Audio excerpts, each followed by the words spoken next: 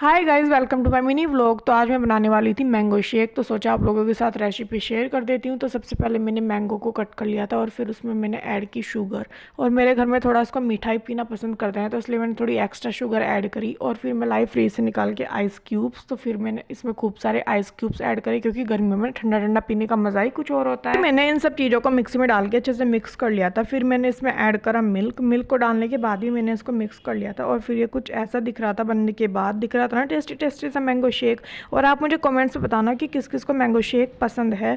फिर मैंने इसको ग्लासेस में अच्छे से सर्व कर दिया था और इसमें ऊपर से कुछ ड्राई फ्रूट्स ऐड कर दिए थे, जो कि आप अपने अकॉर्डिंग ऐड कर लेना। अगर आपको मेरा वीडियो अच्छा लगा होगा तो प्लीज़ मेरे चैनल को लाइक से सब्सक्राइब कर देना। Thanks for watching. Bye bye guys.